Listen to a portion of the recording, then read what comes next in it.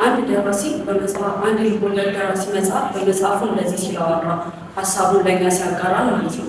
ህይወት ራሷን ካንተ እስካልነጠቀች ድረስ ወይ ትቆምባታለህ ወይ ትሮጣለህ፣ ካልሆነም ደግሞ ህይወትን ታጠፋታለህ አለ። ይህም ከዛ ሀሳብ ላይ አንድ ጥያቄ ለኛ ስለ እኔ፣ አንተ፣ አንቺ፣ እኛ ራሴን ገለል አድርግና እናንተ በህይወት መንገዳችሁ ላይ ይጋራችሁ። መቼም እዚህ ውስጥ ህይወት ሳይኖረን አንቀምጥም አይደለ? እስትንፋሳችን እየቀጠለን ያለው። ስለዚህ እኛ ምን አለ ህይወት አለን ማለት ነው፣ እዚህ መካከል ሁላችንም ማለት ነው። ስለዚህ እናንተ በህይወት መንገዳችሁ ቆማችሁ እየሮጣችሁ ነው ወይስ ደግሞ ህይወታችሁን ልታጠፋ ታስባችኋል? ሶስቱ ምርጫ የማን ነው? የኛ ነው ማለት ነው። እና ህይወትን በአንድ ምሳሌ ላስረዳችሁ።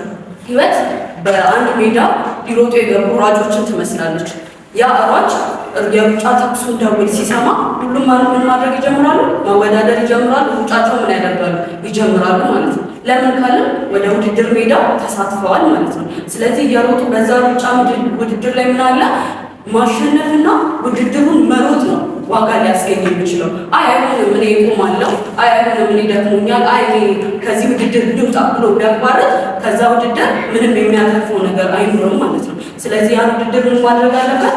ሩጫውን የተሰጠውን ጊዜ የተሰጠውን የተመደበለትን ምድብ ጨርሶ ሮጦ ምን ማድረግ አለበት ማለት ነው? ማሸነፍ አለበት ማለት ነው። ስለዚህ ህይወት ምርጫ ናት።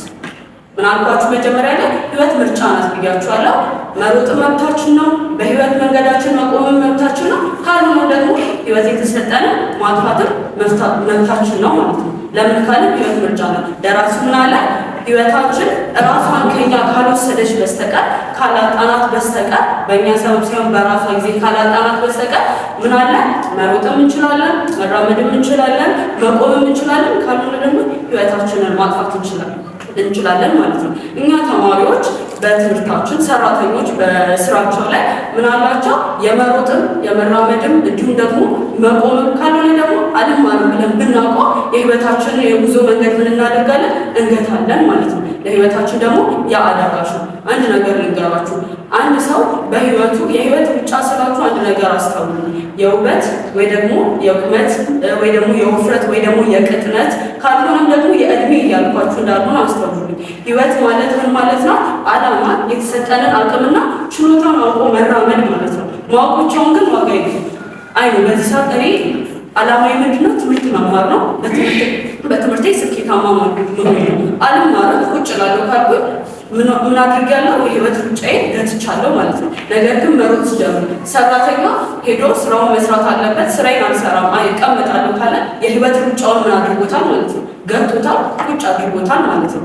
ስለዚህ እኛ ተማሪዎች በትምህርታችን ስንማር ነው የህይወት ሩጫችንን እያስጓዝን ያለ ነው ማለት ነው። ስለዚህ ዓላማችንን ካወቅን በዓላማችን መጓዝ፣ መትጋት፣ መሮጥ፣ መራመድ፣ ሞልቆ መነሳት ይኖርበታል ማለት ነው። ዓላማን አለማወቅ ከንቱነት ነው ብዬ ነው ማስበው እንደኔ ማለት ነው። ስለዚህ ምን ልላችሁ ነው የሚፈልገው? አንድ ዓላማውን ያላወቀ ሰው ማለት መሄድና መዳረሻውን ያላወቀ ተሳፋሪ በሉት። በሌላው መንገድ ይጓዛል፣ እንዲሁም ደግሞ በሌላው ውሳኔ የደረሰበት ቦታ ምን ያደርጋል? ይወርዳል ማለት ነው። ደራሲው ሀሳቡን ሲቋጭ እንደዚህ ብሏል። መኖር የሚጀምረው አለመኖርን ካለመፍራት ነው አለ። ካልፈራንባት ደግሞ ከምንቆምባት ምን አለ? እንሮጥባት ብሏል። ስለዚህ እኔም ለእናንተ አንድ ነገር ብላችኋለሁ። ዓላማችንን ካወቅን መጓዝ እንዳለብን ካወቅን ህይወት መኖር የሚጀምረው አለመኖርን ካለመፍራት ከሆነ እኔ እናንተ ምን እናድርግ? ህይወትን ከምንቆምባት ምን አለ? እንሮጥባት እላለሁ።